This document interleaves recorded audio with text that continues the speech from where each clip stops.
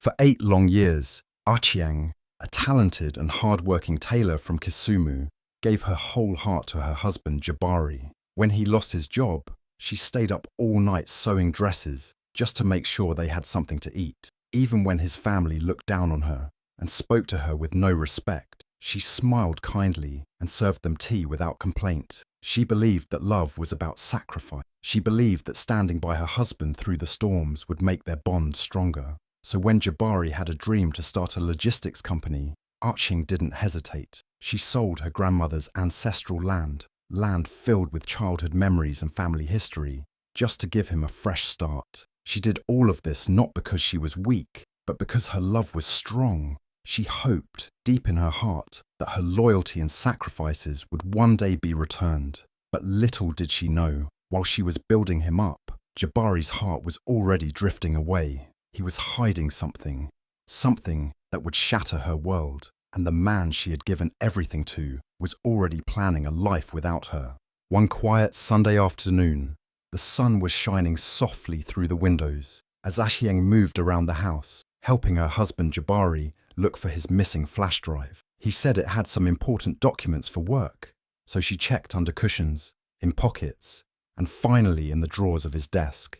As she opened one drawer, her eyes fell on a large white envelope. Curious, she pulled it out. Inside was a neatly folded piece of paper, an architectural blueprint. Her eyes scanned it slowly. At the top, in bold letters, were the words, Plot 47, Seafer Heights Estate. Achieng blinked. What was this? A house plan? She stared at the image of a beautiful 2-story house, and her heart began to beat faster. She took the paper to Jabari and asked, "What is this?" For a moment, he looked surprised. Just for a second, then quickly smiled and said, "Oh, it's nothing serious. Just something I'm helping a client with." He waved it off like it didn't matter. But something inside Achieng shifted. She tried to smile and nod, pretending to believe him, but the blueprint burned in her mind.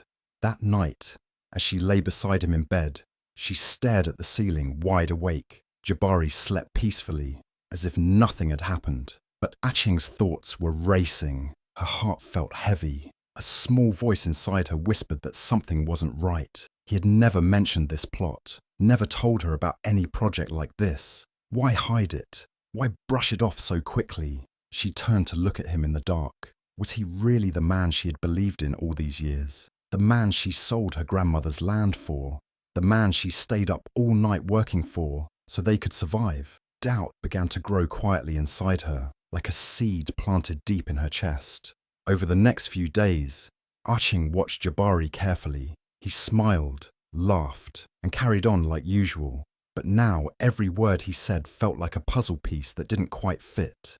When he left for work, she wondered where he really went. When he talked on the phone and stepped outside, her heart would sink. She started noticing things she hadn't before. How quickly he'd changed the topic if she asked about his business. How protective he was of his phone. How distant he had slowly become. The blueprint had opened her eyes, and once her eyes were open, she couldn't unsee. Still, she didn't ask more questions. She didn't fight. She just listened, watched, and waited. She knew she had to be sure before making any moves. One morning, as Jabari rushed out of the house, Achieng stood silently at the door, watching his car disappear down the road. She made a decision. She had to know the truth. She couldn't live with the lies anymore. She called her cousin, a Boda Boda rider who owned a motorbike, and asked to borrow it for a few hours. She didn't say why. She just said she needed it. Dressed in a plain dress and sandals, with her heart pounding, Achieng rode through town, the wind tugging at her scarf. She followed the address on the blueprint. Plot 47, Seafer Heights Estate. The roads became smoother, the houses grander. Finally, she saw it. A beautiful, modern, double-story house, standing tall behind a white gate. And outside the gate was a board that read in bold letters, "Future home of Jabari and Nia." Achieng froze. Her breath caught in her throat. Nia? Who was Nia? That wasn't her name. That wasn't their house. Her hands trembled as she got off the bike. A guard at the gate, an older man in a faded uniform, gave her a curious look. She stepped closer and asked, "This house, "Who does it belong to?" He replied casually, "Oh, Mr. Jabari and Madam. They come every week to check the construction. They're building their future home." The words sliced through her like a blade. Aching couldn't speak. She turned slowly and walked back to the motorbike. Everything around her felt like a blur. The trees, the cars, the people. Her world was spinning. The man she had sacrificed everything for had built a life with another woman. While she was working through the night, he was building a dream without her. While she was standing by him, he was planning a future that didn't include her at all. But even as her heart broke into pieces, Achieng didn't cry. Not then. She sat quietly on the bike for a few minutes, letting the truth sink in. She thought of all the years, the nights spent sewing, the land she sold, the tea she served to people who looked down on her. She thought of every single thing she had given and what she had gotten in return. It wasn't just betrayal, it was the deepest form of disrespect. But even in that moment of pain, Achieng didn't fall apart. Something stronger than heartbreak began to rise in her. Something powerful. She had seen the truth, and now everything was about to change. Achieng couldn't ignore the feeling in her chest. That uneasy heaviness had grown stronger each day since she found the blueprint. She knew something was wrong, and now she needed to see it for herself. She called her cousin, a young man who worked as a boda rider, and asked if she could borrow his motorbike. He didn't ask questions, just handed her the keys. Dressed in a simple dress and a headscarf, Achieng climbed onto the bike, her heart pounding. The wind rushed past her as she rode through Kisumu, through dusty roads and busy streets, gripping the handlebars tightly. Every turn, every bump on the road matched the fear rising inside her. What was she about to find? Finally, she reached the quiet, fenced estate, Sifa Heights. The neighborhood looked rich, peaceful, the kind of place where people dreamed of living. She slowed down, checking the plot numbers one by one. Then she saw it, Plot 47. Her breath caught in her throat. Before her stood a beautiful double-story house, still under construction, but already looking elegant and grand. The walls were smooth and freshly painted, the glass windows wide and shiny.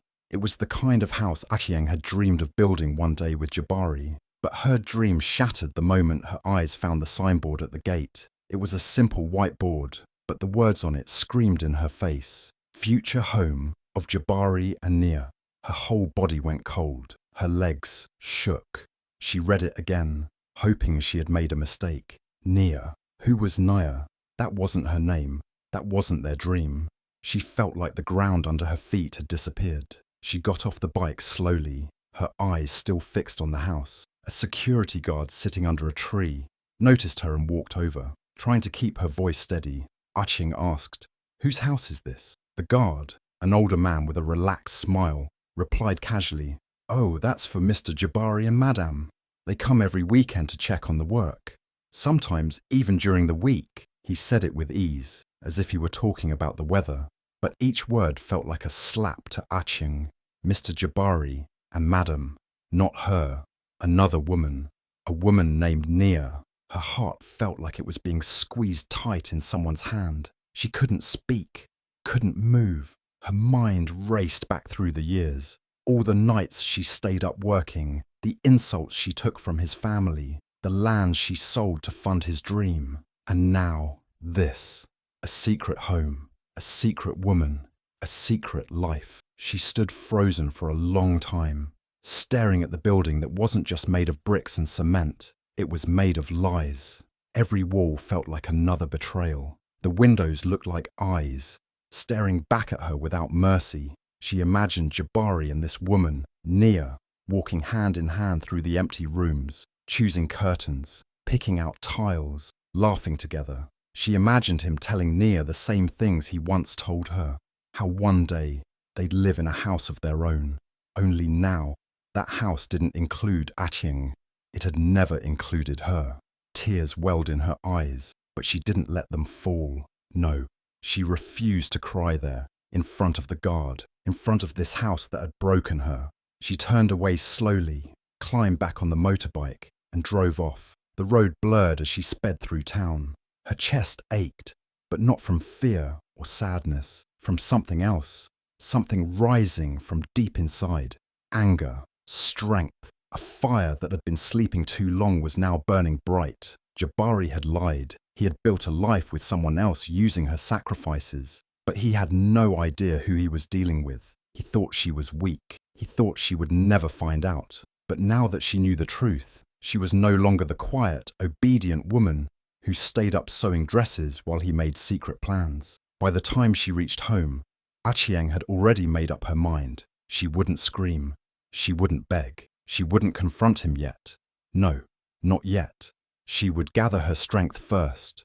She would be smart. She would be quiet. And she would make sure that when she moved like a storm. Jabari had built a house with another woman, but he would soon learn. No house built on betrayal can ever stand strong, and no woman who gives her heart fully walks away with nothing. Achieng wasn't just heartbroken, she was awake, and from that moment on, every step she took would lead her closer to justice. Achieng went home that day with a heart full of pain, but her eyes were sharper than ever. She didn't scream, she didn't argue, she didn't even let Jabari see the storm growing inside her. She smiled when he walked in that evening, just like she always did. She served him food, asked how his day was, and listened as he spoke about the business, about their future, and how things were finally looking up. But Achieng didn't hear a word. Her mind was already moving fast, thinking, planning, remembering. She had given this man everything, her time, her money, her love. Now he was building a future with another woman behind her back. That betrayal burned deep, but she wouldn't waste her tears. She would turn her heartbreak into power. The next morning, while Jabari left for work, Achieng went into action. She started going through their documents at home, all the files he never cared to hide, because he thought she'd never question him. She found bank statements with large transfers, receipts from building suppliers, and messages between Jabari and the contractor, all confirming one thing: the house was being built with her money. Her name wasn't anywhere on the documents, but the trail of funds led straight back to her. She photocopied everything carefully, page by page, and kept the originals right where she found them, making sure he wouldn't suspect a thing. She also found the land purchase agreement. It wasn't in Jabari's name directly, but it was clear that his company had acquired it, a company that only existed because of the money she had given him to start it. Achieng knew it was time to get legal help, but she couldn't trust just anyone, so she reached out to someone she hadn't spoken to in years, her childhood friend Linda, who now lived in Nairobi and had become a successful lawyer. She sent a short message. "Linda, I need your help. It's serious. Can I come see you?" The reply came quickly. "Anytime. I'm here for you." Achieng packed a small bag and travelled to Nairobi. She didn't tell Jabari where she was going. She just said she had a funeral to attend, and he didn't even ask whose. He barely looked up from his phone. That's when she knew, truly knew. He didn't see her anymore, not as a wife, not as a partner, but that was his mistake, because she was done being invisible. In Nairobi, Achieng sat in Linda's office, her hands shaking slightly as she placed all the papers on the table. Linda listened quietly, carefully reading through everything. When Achieng finished telling her story, Linda leaned forward and said, "We have a strong case. You have proof, and we're going to make sure he doesn't get away with this." For the first time in weeks, Achieng felt a flicker of hope.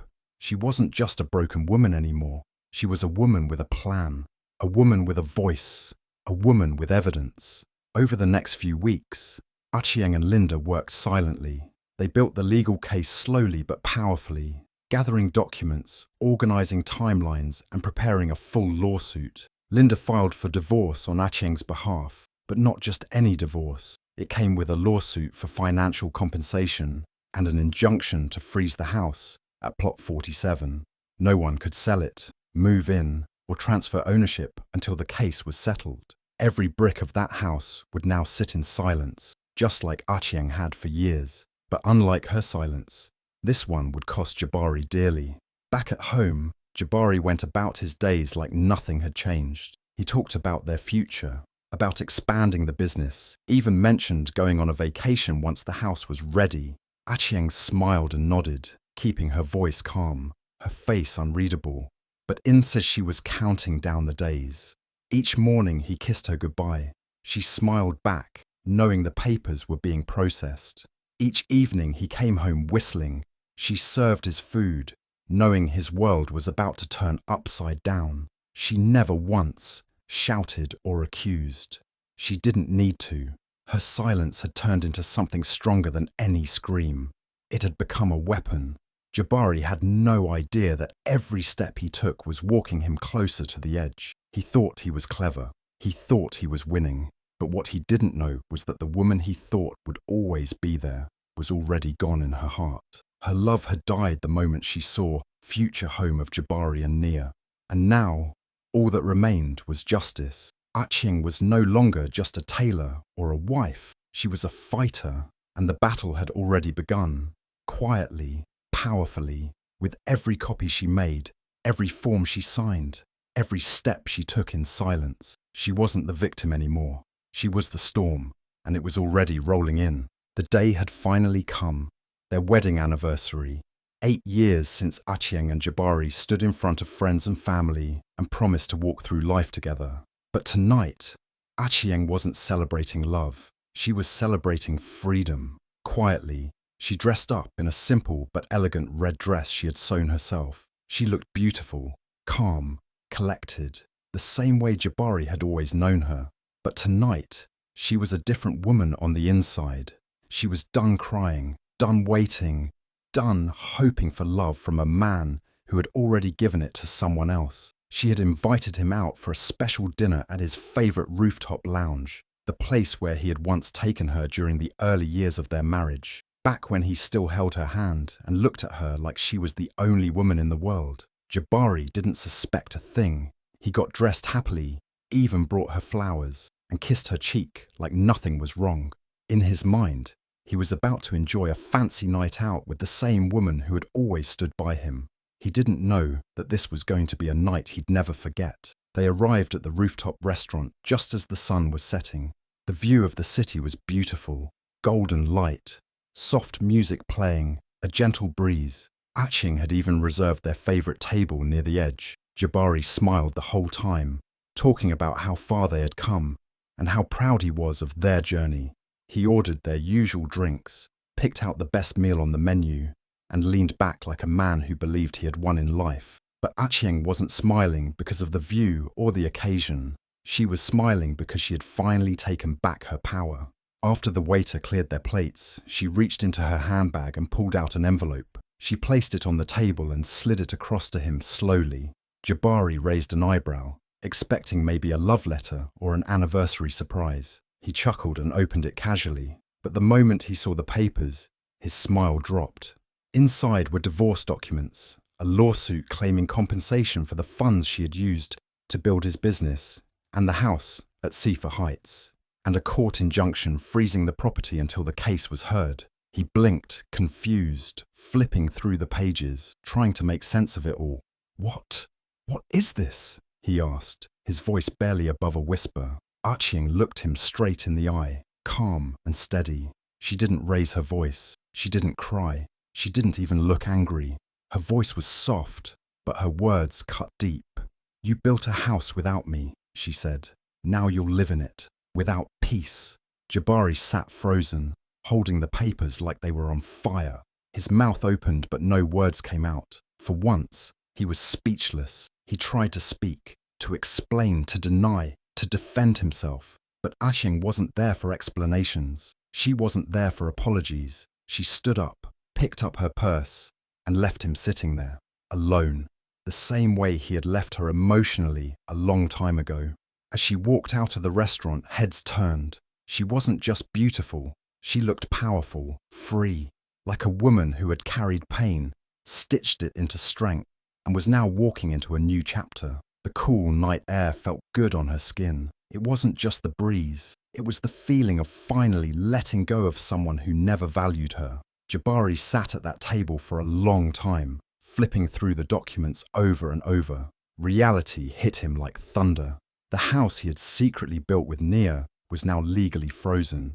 He couldn't sell it, rent it, or even finish it without Achieng's case being settled. Everything he thought he was hiding so well had come crashing down in one quiet moment. He thought he was clever. He thought Ah-Cheng was weak, but she had shown him a kind of strength he never saw coming. That night, Ah-Cheng went home, packed the few things that mattered to her, and left their shared home behind. She didn't take much, just her sewing machine, her documents, and her dignity. She wasn't running away. She was walking forward. Every stitch she had ever sewn for others had now sewn her soul back together. She wasn't broken anymore. She was ready for what came next.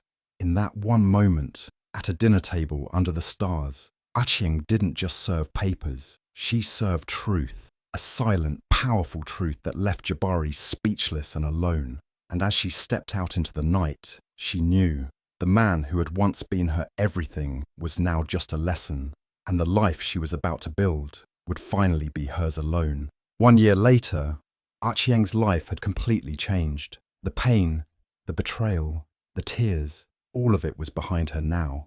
She used the money from the court case to open her dream business, a bridal studio called House of Ah-Cheng. It was small at first, but every stitch she made came from her heart. Word spread fast. Brides from all over the country came to her for custom gowns. Her designs were unique, full of grace and strength, just like her. Before long, her work caught the eyes of celebrities, and suddenly, Ah-Cheng's name was everywhere, on billboards, magazines, and TV shows. The same hands that once stitched clothes all night just to survive were now creating masterpieces that made headlines. And what about Jabari? The house he built in secret with another woman was taken by the bank and auctioned off to pay legal fees. Nia left him shortly after that. She didn't want a man with no home, no money, and no truth. Jabari was left with nothing. Not the house, not the business, not even his pride. But Ah-Cheng? She rose. She didn't just stitch dresses. She stitched her soul back together. One thread, one dress, one dream at a time.